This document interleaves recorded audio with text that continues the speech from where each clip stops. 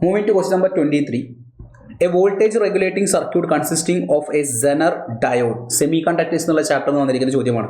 Having breakdown voltage of 10 volt അല്ലേ, and maximum power dissipation of 0.4 watt is operated at 15 volt. The approximate value of protective resistance in the circuit.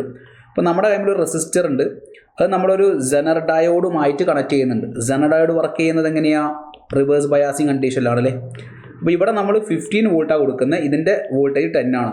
അങ്ങനെയാണെങ്കിൽ ബാക്കി ഉണ്ടാവുന്ന 5 volt ആയിരിക്കും റെസിസ്റ്റൻസിൻ്റെ അക്രോസിലൂടെ കടന്നു പോകുക. അപ്പോൾ ഈ റെസിസ്റ്റൻസിൻ്റെ വാല്യൂ ആണ് പിടിക്കേണ്ടത്. അപ്പോൾ ഇതിലൂടെ പോകുന്ന കറണ്ട് അറിയാമെങ്കിൽ I is equal to V/R അല്ലേ, or R is equal to V/I ആണ്. V എത്രയാണ്? റെസിസ്റ്ററിലൂടെ ഉണ്ടാവുന്ന വോൾട്ടേജ് 5 ആണ്, കറണ്ട് വേണം. അപ്പോൾ ഇവിടെ ഒരു കാര്യം കൂടി പറയുന്നുണ്ട്, ഈ സെനർ ഡയോഡിന് താങ്ങാൻ വേണ്ടി പറ്റുന്ന കറണ്ട് എത്രയാണ്? ഇയാൾക്ക് മാക്സിമം പവർ ഡിസിപ്പേഷൻ 0.4 വാട്ടേ പറ്റുള്ളൂ. അപ്പോൾ ഇയാൾക്ക് പറ്റുന്ന maximum power V × I. V എത്രയാ? 0.4 ആണ്. V എത്രയാ? 10 ആണ്. അപ്പോൾ I വരും. ഇവിടെ നിന്ന് നമുക്ക് സെനർ ഡയോഡിന് താങ്ങാൻ വേണ്ടി പറ്റുന്ന കറണ്ട് എന്ന് പറഞ്ഞാൽ 0.4/10 അല്ലെങ്കിൽ നമുക്ക് എന്ത് പറയാം? 4 × 10⁻² ആംപിയർ എന്ന് പറയാം.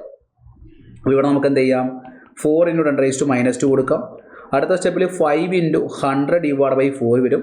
100/4 25 ആണ്. 25 × 5 ദാറ്റ് വിൽ ഗിവ് 125 ഓം എന്നുള്ള ആൻസറിലേക്കാണ് നമുക്ക് കണക്ട് ചെയ്യാം. സിമ്പിൾ അല്ല. അതായത് നമ്മളൊരു സെനർ ഡയോഡുമായിട്ട് കണക്ട് ചെയ്യുന്ന സമയത്ത് സെനർ ഡയോഡിൽ എത്ര വോൾട്ടേജ് ആണോ വരുന്നത് അതിൻ്റെ ബാക്കിയാണ് റെസിസ്റ്റർ കണക്ട് ചെയ്യുക. ആ റെസിസ്റ്ററിൻ്റെ അക്രോസ് ഉണ്ടാകുന്ന റെസിസ്റ്റൻസ് വാല്യൂ കിട്ടണമെങ്കിൽ എന്ത് ചെയ്യണം?